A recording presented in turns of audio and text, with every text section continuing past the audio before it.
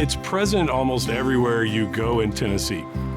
You'll see it on bridge overpasses in Tennessee when you're driving along. It has become such a ubiquitous symbol with the state, and it's used in so many ways. You'll see the TriStar on socks, on coffee mugs, scarves and bow ties, practically anything you can think of. You see the flag everywhere, and I do think the design is part of that. It's very easy to visually absorb the meaning of the 3 stars, the arrangement of them. It's also easy to copy and to reproduce. I think that makes it something that a lot of fashion designers and creatives are happy to incorporate into their work. It becomes sort of a visual symbol of Tennessee to many people. Some of you will remember the signs that used to be across Tennessee. Welcome to the 3 states of Tennessee. And that was this state campaign that wanted to emphasize, well, we have these 3 grand divisions, these 3 different parts. You need to visit all 3. And then it suddenly dawned on me, oh, that's what the 3 stars are about.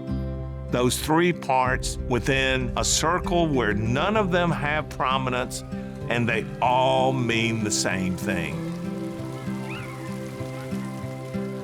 The TriStars are known for the 3 grand divisions. I don't know when I learned that or how I learned that, but it's sort of ingrained in all of us, knowing that West Tennessee, Middle Tennessee, and East Tennessee were all connected. This flag demonstrates that shared history. That flag has such a meaning to Tennesseans, but it also alludes to that story of the individual Tennessean. And that person is Captain Roy Reeves. And one of the things that I think is the most interesting and unique about having that flag here is that story that's attached to it. The story of Captain Reeves taking that initiative to create a new flag for the state of Tennessee.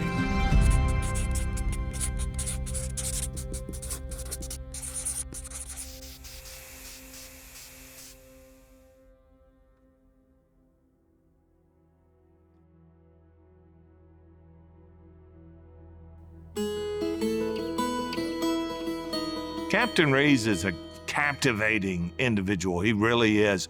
Once you start to dive into his background, he's as East Tennessean as they come.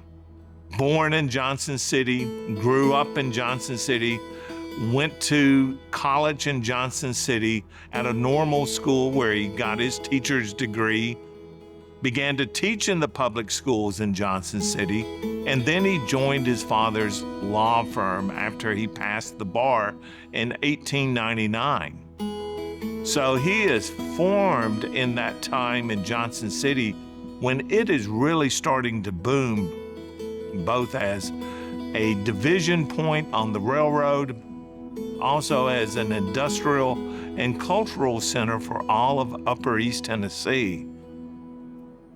He joins the National Guard in 1903, and that's when he really sort of understood, with all of the banners of government around him and regimental colors, all of these different ideas.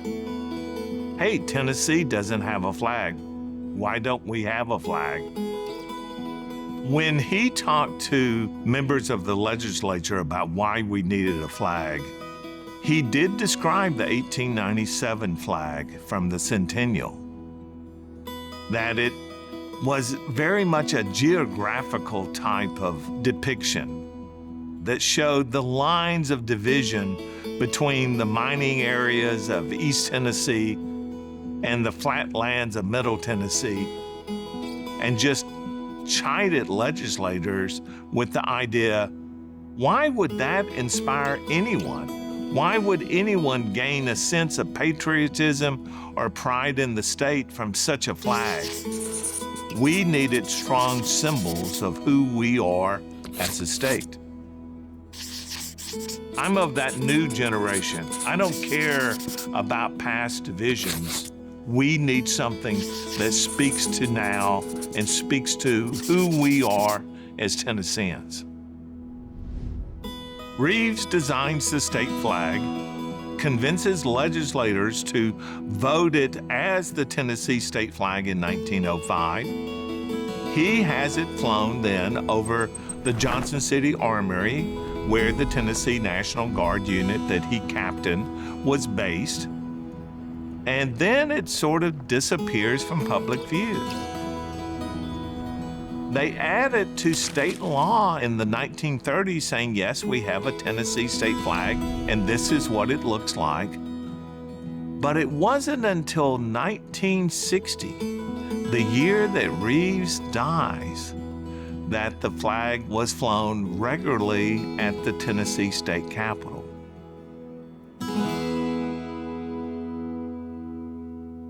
So the template flag it's the original. And with this flag in particular, you can see the care that Captain Reeves put into the design. And we know from his papers that he cared very much about how this flag would be replicated. What was the size, what was the dimensions, what was the scale? And to communicate it with flag makers across the country to ensure that this flag would be standard, whether it was in an exhibition hall on top of the state capitol or in a classroom. The state of Tennessee acquired the flag before the Tennessee State Museum was a museum. It was in their holdings from the very first introduction of the flag and cared for through many entities. And the records show that Roy Reeves willed this flag to the museum at his death.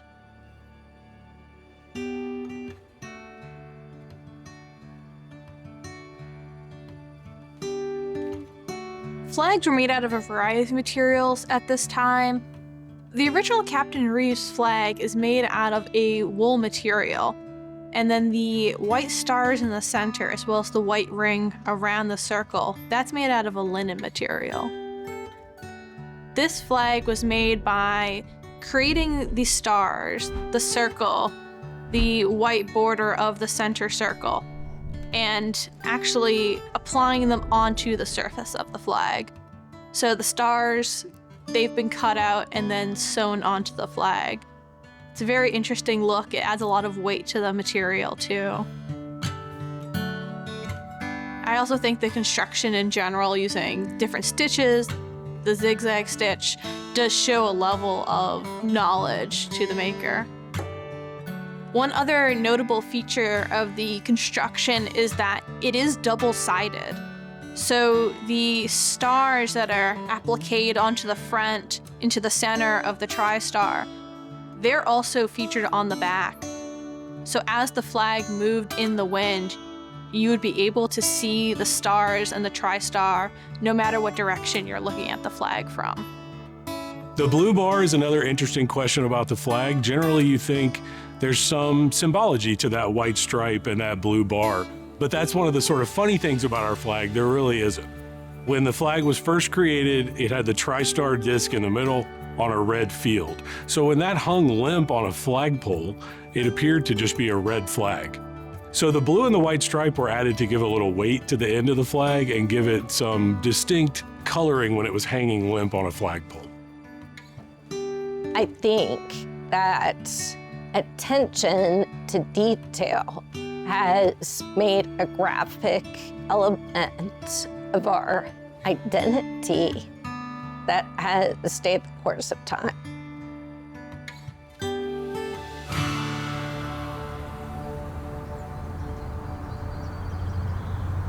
while the museum has preserved it and exhibited it in special occasions, this is the first time that we have prepared the flag for long-term display.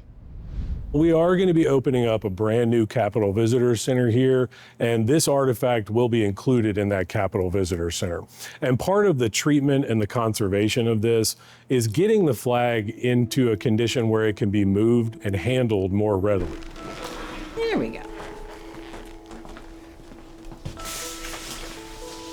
Textile Preservation Associates is a company that was started about 40 years ago, and we are now located in Branson, West Virginia, and we do conservation of historic textiles from places all over the country.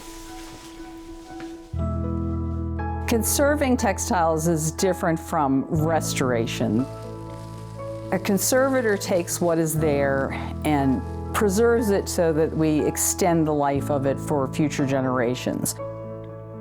We don't try to make it new again or replace anything that's missing. We try to just stabilize what's there now and conserve it so that it will last for as long as it possibly can. The first Tennessee state flag came to us, and it actually was in absolutely wonderful condition compared to some of the things that we get.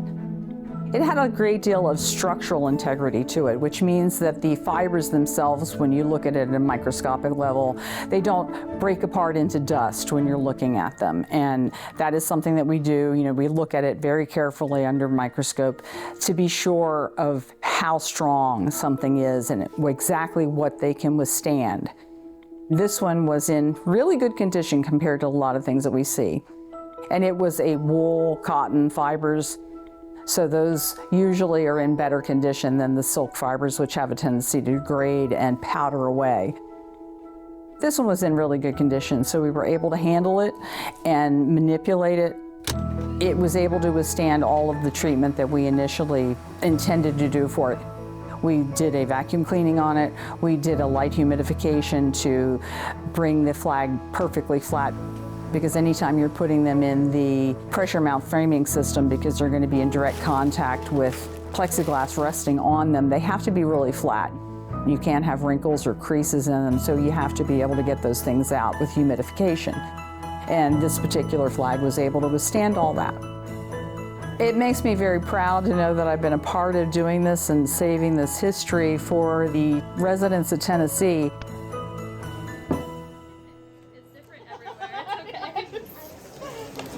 There we go. Awesome. Thank you so much. You're very welcome, of course. Even though this is the original flag and it's over 100 years old, the imagery itself is still very relevant to their lives and something they should be able to recognize. I always, as their textile curator, want visitors to be able to experience firsthand what materials looked like, what construction was like. I think there's a lot of value in being able to connect with an object on a personal level and being able to go right up close to it. I certainly hope visitors are able to see it and feel some kinship with this piece that is a very recognizable part of their lives, but be able to see where it first started. I would love for visitors to walk away not only with more information about the design and construction and the man who designed this flag, but also the idea of how, as individuals, we contribute to Tennessee each and every day. That this is Tennessee's flag, but it's also our flag. I think Captain Reeves would be overwhelmed and gratified in seeing how Tennesseans have adopted the symbol, his symbol. It's hard to project or to tell people how to feel about something.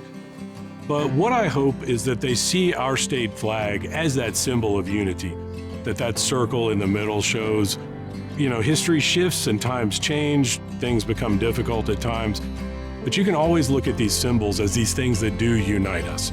So we may have different thoughts, different dreams, different aspirations, but we all still live in the state of Tennessee. So, think about Roy Reeves and that initiative he took to create a symbol for the people of Tennessee that could create that unity for us. I hope the people who get an opportunity to see the original Captain Reeves flag come away with the realization great things start often with a single individual.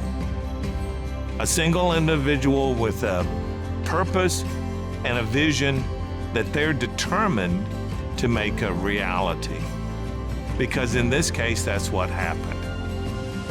Tennessee hadn't had a flag for most of its first 100 years.